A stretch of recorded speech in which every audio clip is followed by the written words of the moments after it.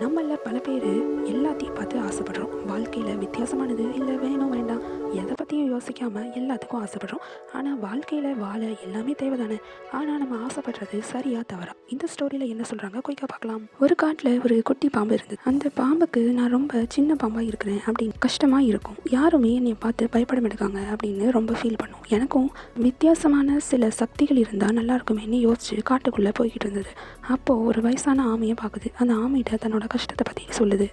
அந்த ஆமையும் அந்த பாம்புக்கு 3 வரங்களை கொடுக்குது. உன்னோட 3 ஆசையை நீ நிறைவேற்றிக்கலாம், ஆனால் அந்த 3 ஆசையும் நிறைவேற்றினதுக்கப்புறம் உன்னோட மனசை கேட்டுப்பாருன்னு சொன்னிச்சு. அதே மாதிரி அந்த பாம்பும் தன்னோட ஆசை எனக்கு நிறைய விஷமுள்ள சக்திகள் கிடைச்சா நல்லா இருக்குமேன்னு யோசிச்சுது. அதே மாதிரி நிறைய நஞ்சு உள்ள விஷயங்கள் அதற்கு கிடைச்சிது. மற்ற பறவைகள் விலங்குகள்லாம் அதை பார்த்து பயந்தாங்க. 2வது நமக்கு பறக்கிற சக்தி இருந்தால் நல்லா இருக்குமேன்னு அந்த பாம்புக்கு தோணுச்சு. அதே மாதிரி தனக்கு பறக்கிற சக்தியும் கிடைச்சிது.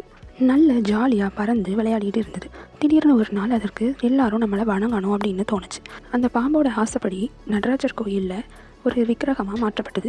இப்போது அந்த பாம்போட ஆசைகள் எல்லாம் நிறைவேறிடுச்சு. ஆனால் அதோட 3வது ஆசை எல்லாரும் வணங்கணுங்கிற மாதிரி இப்போது அது கல்லாக மாறிடுச்சு. அதால் உணரவோ பேசவோ சிந்திக்கவோ முடியாது.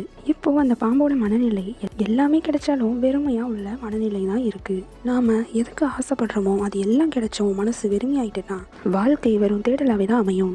இந்த மாதிரி இருக்கிறவங்க மனநிலையை மாற்றணுமா? கண்டிப்பாக அதற்கான டிப்ஸை நெக்ஸ்ட் வீடியோவில் போடுறேன் பாருங்கள்.